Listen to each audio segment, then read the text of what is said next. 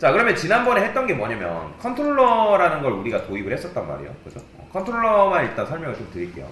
컨트롤러라는 거는 왜 우리가 컨트롤러를 도입했냐면 여러분들이 지금 앞으로 도입하는 게 MVC 구조란 말이에요. MVC.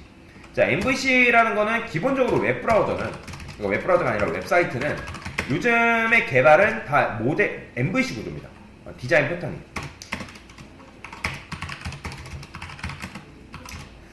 웹사이트의 개발 디자인 패턴이라고 해서 MVC예요. MVC.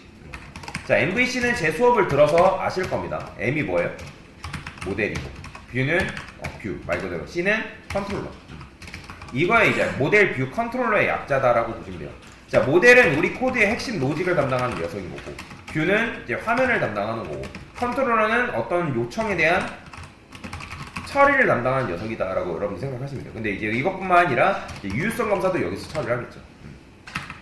그래서 이제 모델 같은 경우는 이제 우리가 스프링부트로 가게 되면 뭐가 있냐면 엔티티라는 게 있고요. 엔티티. 그 다음에 서비스 리포지터리가 있다라고 여러분 생각하시면 돼요. 엔티티 서비스 리포지터리. 이 엔티티라는 거는 뭐냐면 제가 엔티티에 대해서 더 나중에 설명드릴 건데 DB 테이블과 1대1로 매핑되는 클래스라고 생각하시면 돼요. DB 테이블. 우리가 이제 나중에 데이터베이스라는 것도 다룰 거예요. 데이터베이스 테이블. 여러분들 데이터베이스 예전에 배웠던 거 기억하셔야 됩니다. DB 테이블과 1대1로 매핑되는 클래스라고 보시면 되고, 서비스는 우리의 이제 핵심 로직 컨트롤러와 그래 리포지터리하고 소통을 하는 녀석이에요. 소통을 하고 핵심 로직을 처리한다라고 여러분 생각하시면 되거든요.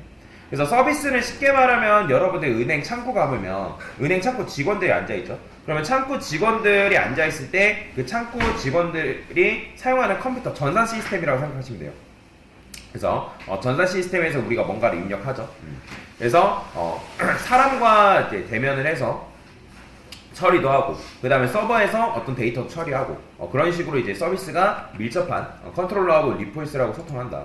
근데 이건 있어요. 여러분들이 컨트롤러하고 서비스는 소통이 가능하지만 컨트롤러하고 리포지터리 간의 소통은 불가능합니다. 이거는 절대적인 규칙이에요. 서비스하고 리포지터리가 소통이 가능하지만 서비스는 컨트롤러하고도 소통이 가능하고 리포지터리하고도 소통이 가능하지만 서비스가 데이터베이스랑 소통하는 건 아닙니다. 데이터베이스랑 소통하는 녀석은 바로 리포지터리예요. 리포지터리. 자, 이 녀석은 뭐냐면 얘가 DB하고 소통을 담당하는 녀석이에요.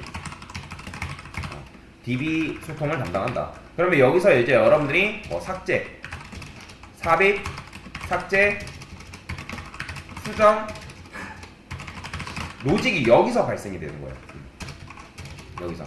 그러면 이제 수정 로직이라는 건 뭐냐면 리포지터리 상에서 어떤 특정 쿼리라든지 DB하고 소통할 수 있는 어떤 명령어를 날린다든지 그렇게 해서 데이터베이스랑 리포지터리가 소통을 하게끔 되어 있다. 그래서 리포지터리는 말 그대로 뭐다? DB 창고예요. 그러니까 DB 창고가 아니라 그러니까 데이터베이스를 관리할 수 있게끔 만드는 이제 창고지기, 오직 이제 그 창고를 방문할 수 있는 그런 녀석이라고 생각하시면 돼요. 뷰는 말 그대로 이제 화면이에요. 근데 이제 뷰를 구현할 수 있는 방법들이 엄청나게 많습니다. 여러분들이 제 수업 때 JSP 배웠죠? 그죠?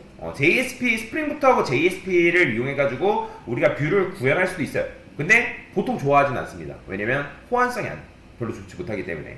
근데 이제 스프링부트가 좋아하는 또 뭐가 있냐면 타임리프라는 게 있어요. 타임리프라는 이제 이런 기술이 있는데 문법에 맞나? 한번 볼게요. 맞네요. 그래서 타임리프라는 이런 기술이 있고, 그 다음에 이제 내가 만약에 이거는 이제 자바에 특화되어 있는 녀석들이거든요. JSP랑 타임리프 같은 경우는 자바에 특화되어 있는 녀석이에요. 그러니까 말 그대로 HTML 코드 안에다가 자바 코드를 삽입하는 건데, 근데 이제 그거 외에 또 뭐가 있냐면 리액트라는 게 있습니다. 리액트. 뭐 뷰도 있고요. 뷰도 있고, 그 다음에 앵귤러라는 것도 있습니다. 앵귤러가 이거 맞나? 갑자기 기억이 안 나네. 앵귤러가 저도 앵귤러를 안 써서 맞네요. 자, 그래서 프론트 프레임워크라고 생각하시면 됩니다. 리액트, 뷰, 앵귤러. 근데 여러분들이 취업을 하게 되면 프론트엔드 개발자들은 거의 대부분 리액트를 씁니다. 뷰랑 앵귤러보다 리액트가 압도적으로 많아요. 전 세계적으로도 리액트가 압도적으로 많습니다. 제가 예전에 보여드렸나요? 스택오버플로에서 2024 디벨로퍼 서베이라는 게 있는데, 이걸 딱 보게 되면 여기 테크놀로지 검색했을 때 자바스크립트가 있죠. 그러니까 자바스크립트가 높은 이유가 뭐냐면 전 세계적으로 자바스크립트가 1등이거든요. 언어 순위는. 그게 왜 그러냐면 리액트 때문에 그래요. 리액트. 자, 보이죠? 리액트. 압도적으로 리액트가 높아요. 그렇기 때문에 물론 얘네들이 따라오고 있긴 한데 뭐 앵귤러라든지 뭐 뷰라든지 뭐 그런 것들이 따라오고 있지만 근데 이 리액트가 압도적으로 높아서 그래요. 그리고 요즘은 Node.js라는 걸 이용해가지고 서버 개발도 가능합니다. 그래서 이제 뭐 리액트, 자바스크립트만 잘 배워놔도, 옛날에는 안 그랬는데 자바스크립트만 잘 배워놔도 이제 뭐다? 프론트랑 백이 둘 다 동시에 이제 구현이 가능한 이제 시점이 왔다라고 보시면 돼요. 스프링부트는 요 시점에 있습니다.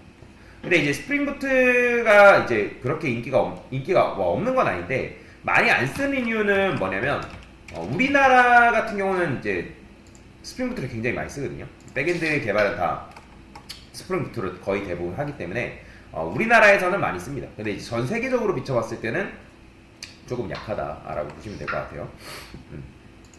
자, 여튼 자, 그래서 뷰는 이런 식으로 구현이 가능하고, 그 다음에 컨트롤러는 요청에 대한 처리, 유효성 검사를 한다라고 보시면 되겠습니다. 그래서 우리는 컨트롤러에 대해서 이제 일단 설명을 드리고 그 다음에 나머지 천천히 구현을 해볼 거예요. 자, 그래서 이제 코드를 보게 되면 여기 보면 퍼블릭 클래스 홈 컨트롤러 해가지고 만들었죠. 그렇죠? 그래서 여기 겟 매핑이라는 게 있고 리스폰스 바디라는 게 있습니다. 리스폰스 바디라는 거는 말 그대로 바디라는 건 뭐예요? 바디라는 건 뭐냐면 여러분들이 ASML을 보게 되면, ASML을 배워보신 분들 계실지 모르겠지만 ASML은 기본적인 구조가 얘가 제일 바깥쪽에 ASML을 했을 때 헤드라는 녀석이 있고 그 다음에 몸통 바디라는 부분이 있다라고 보시면 돼요. 그래, 보통 ASML 코드는 어디다가 쓰는 거냐면 바로 바디에다가 쓰게끔 되어 있다라고 보시면 되거든요. 그래서 말 그대로 여러분들이 쓴 코드의 내용물을 이 바디라는 녀석에 기록을 해줘. 근데 그 기록을 할 때 그냥 기록하는 게 아니라 문자열로서 기록을 해달라. 문자열로 기록을 해달라. 그렇게 되면 여러분들이 출력을 하게 되면 이 어세오세요라는 게 어떻게 출력이 되냐면 제가 실행을 해볼게요. 자, 현재 저 같은 경우는 포트 번호를 8081로 쓰고 있습니다. 여기 보면 서버 포트 8081 이렇게 돼 있죠. 그래서 포트 번호가 8081이다. 8080을 써도 되는데 808 기본이 톰캣, 참고로 스프링부트는 톰캣 서버가 내장되어 있습니다. 그렇게 되면 톰캣 서버가 내장되어 있다 보니까 톰캣이 사용하고 있는 기본 포트가 8080 포트예요. 근데 이제 만약에 8080이 충돌을 한다 하면 두 가지 방법이 있어요. 8080을 아예 킬해가지고 쓰는 방법과 아니면 포트 번호를 우회해가지고 사용하는 방법과 이런 방법이 있는데 여러분들 원하는 방법 쓰시면 돼요. 자, 여튼 로컬 호스트 8081 해가지고 제가 여기다가 홈 뭔가요? 홈 뭐라 썼죠? 홈 메인. 자, 이 녀석을 이렇게 검색해보면 자, 어세오세요 나오죠. 그죠? 어서오세요가 나오는 이유는 뭐다? 리스폰스 바디를 통해서 내가 여기서 리턴된 값을 출력을 해달라. 근데 그냥 출력하는 게 아니라 겟매핑이라는 건 뭐냐면 홈 메인이라는 요청. 그러니까 요청을 받을 때 여러분들 어떻게 요청을 받냐면 이런 식으로 요청을 받는 거예요. 이제 여기다가 HTTP 그 다음에 로컬호스트. 참고로 여러분들 로컬호스트는 뭐랑 똑같은 거죠? 이거 뭐예요? 뭐랑 똑같은 거예요? 127.0.0.1 요거랑 똑같은 거라 했죠? 기억하셔야 됩니다. 자, 로컬호스트 한 다음에 여기다가 이제 8080, 8081을 할게요 지금은. 그 다음에 멤버가 아니죠. 홈, 메인 요런 식으로 요청을 받는 거예요. 그러면 겟매핑은 굳이 앞에 거 안 써도 되고 뒤에 있는 홈 메인이라는 요청을 뭐한다? 겟 요청으로 받는다. 그래서 F12 딱 눌러보면 여러분들이 개발자도 열었을 때 여기 네트워크라고 있는데 얘를 F4 눌러가지고 메인 딱 클릭해보면 자, 지금 헤더에 뭐라고 나와요? 자, 리퀘스트 메서드라 해가지고 겟 요청 나오죠. 그렇다는 건 여러분들 겟 요청 말고도 뭐도 있다는 거예요? 자, 요청에는 여러분들 REST API라 해가지고 REST API라 해가지고 이건 규격이에요. 규격. 어떤 식으로 코드를 이제 설계할 건 규격인데 그래서 REST API는 기본적으로 get 그 다음에 post 뭐 delete 뭐 put 뭐 이런 것들이 있어요. 그래서 get은 이제 말 그대로 값을 가져오는 거고 post는 요청을 보내는 거라 생각하시면 돼요. delete는 삭제, 뭐 수정 뭐 이런 식으로 여러분들이 생각하시면 되는데 자, 여튼 지금 여러분들이 이제 get 요청을 받은 거다. 그래서 내가 홈메인이라는 get 요청을 받으면 여기 보이죠? 요 요청을 받으면 요 메서드를 실행시켜줘. 해가지고 우리가 컨트롤러의 응답을 받아가지고 해당 코드를 실행시켜준 거다라고 보시면 되겠습니다. 자, 그래서 해가지고 지난번에 그렇게 이제 진행을 했던 거고, 그 다음에 제가 길 로그해서 체크 아웃해서 마스터라고 다시 돌아올게요. 그 다음에 지난번에 또 했던 것 좀 볼까요? 뭐 인크리즈 말고 이걸 봅시다. 여러가지 리턴 타입.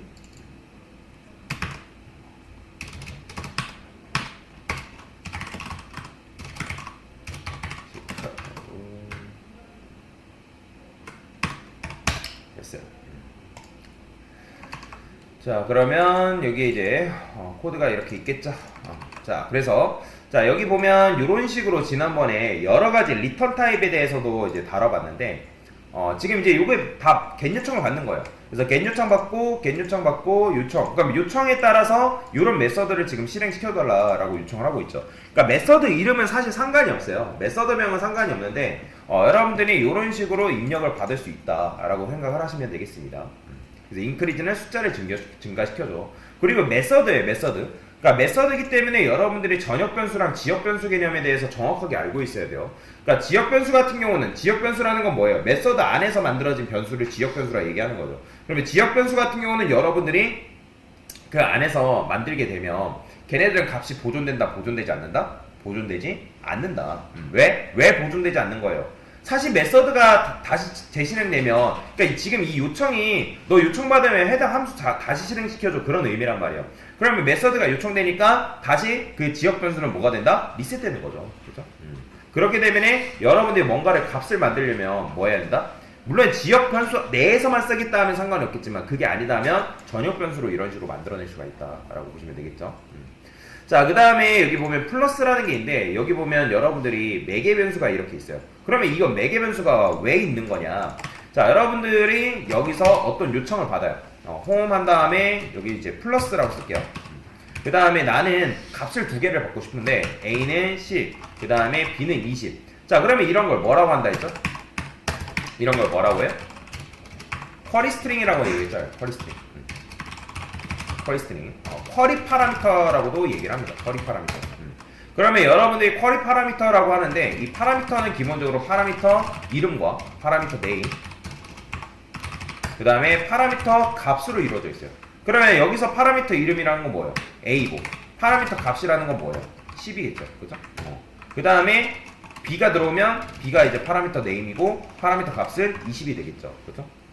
그러면 스프링부트는 알아서 여러분들이 이렇게 입력을 하게 되면 이걸 여기다가 매개 변수로 딱 입력을 하죠. 그러면 그 매개 변수 값으로 인식을 합니다.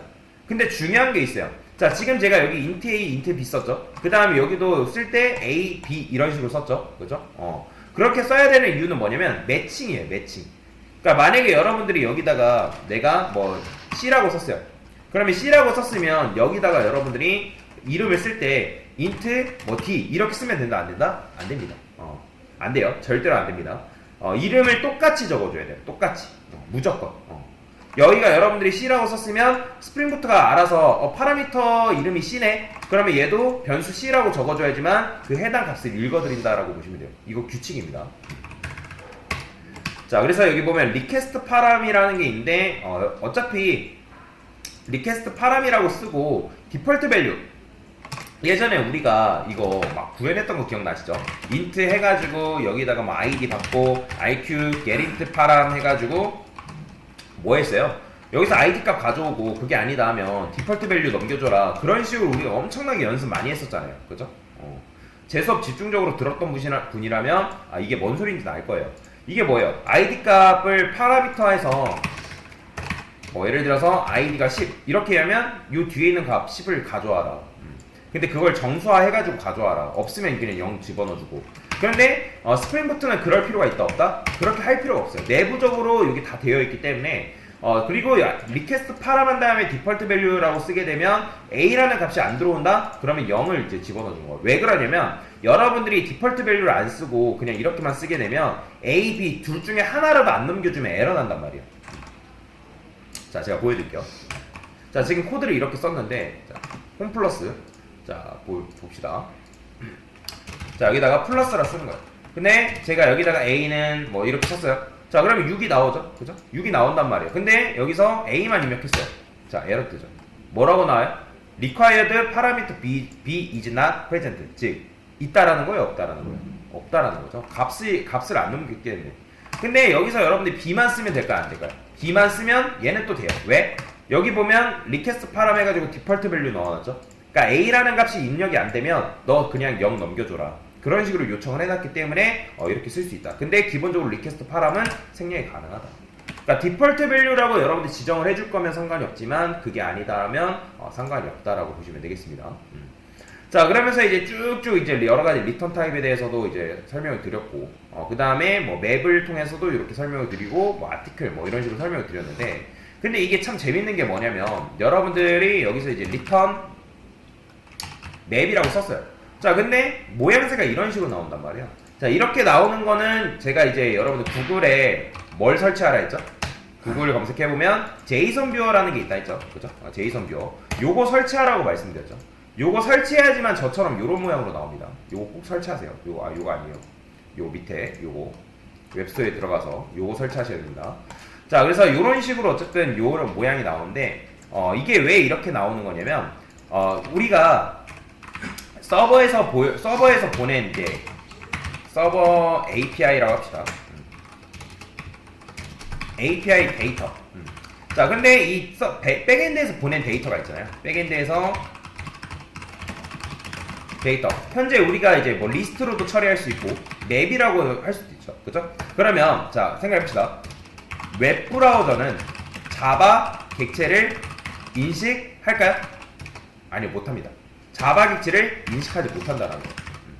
자, 웹브라우저는 자바 객체를 절대로 인식을 못합니다. 그런데 자바 객체를 인식을 못하는데 왜 이렇게 출력이 됐을까요? 그건 왜 그러냐면 스프링부트는 내부적으로 뭘 쓴다 했죠? 잭슨이라는 걸 씁니다. 잭슨 라이브러리라는 걸 이제 사용하는데 제가 이제 수업 페이지에 다 적어놓긴 했어요. 잭슨 라이브러리라는 걸 쓰는데 이 자바 객체를 뭘로 만들었냐? 일단은 얘네들이 이 웹브라우저는 오직 자바스크립트 인식한다라는 거예요. 물론 HTML, CSS를 제외하고 프로그램 언어로 따지면 자바스크립트만 인식을 하게끔 되어 있는데 왜 그러냐면 웹브라우저는 자바스크립트를 내장하고 있기 때문에 그래요. 내장되어 있습니다. 자바스크립트가. 그래서 웹브라우저는 자바스크립트만 인식을 하는데 그러면 우리가 웹브라우저하고 그 다음에 웹브라우저하고 스프링부트 서버가 소통을 하려면 표준 언어 양식이 필요하단 말이야. 뭐가 필요하다? 이걸 뭐라고 하냐면 제이손이라고 합니다. 제이손. 자, 제이손이라고 하는데 이 제이손을 통해서 이 잭슨 라이브러리가 알아서 뭘 해주냐면 자바 객체를 뭘로 변환해준다? 제이손으로 변환해줍니다. 또는 외부에서 받아주는 제이손 데이터를 자바 객체로 또 변환시켜줘요. 이런 식으로 처리가 된다라고 보시면 돼요.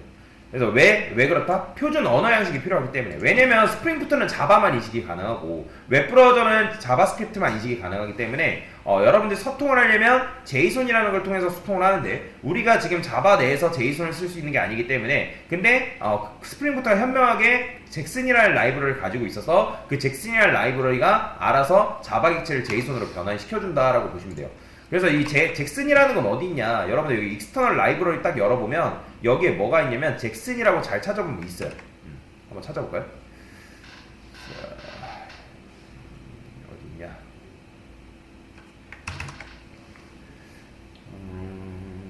자, 이렇게 보면 헷갈리니까 이렇게 볼까요? F12 여기 있다.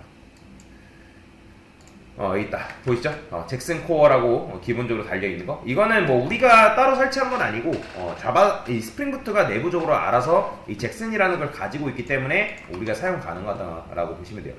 그래서 지금 이런 형태가 나온 건 뭐다? 이렇게 썼을 때 알아서 제이손으로 변환을 시켜가지고 우리가 볼 때 이런 식으로 나오는 거예요. 이렇게 중괄호 되어 있는 걸 이제 자바스크립트에서 뭐라고 하냐면 이걸 객체라고 하거든요. 그 다음에 이제 대괄호 되어 있는 거를 배열이라고 하고 그런 식으로 이제 처리가 돼 있어요. 우리는 이제 이 중괄호가 되어 있는 거를 맵이라고 하죠.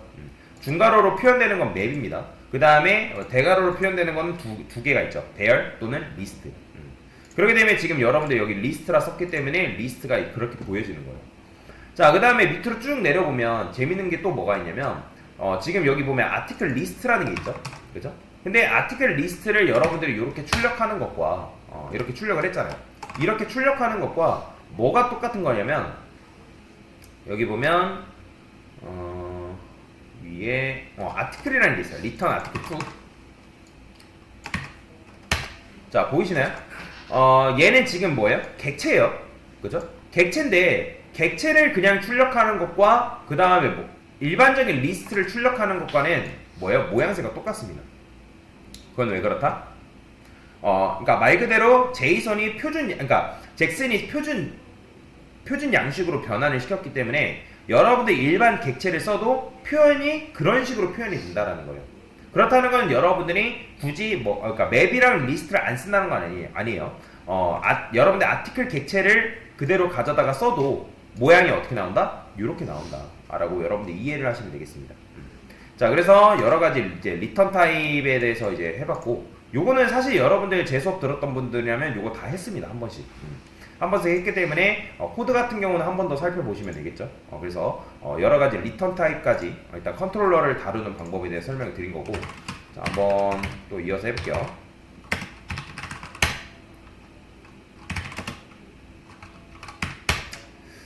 또 뭐가 있을까요? 여기 있다.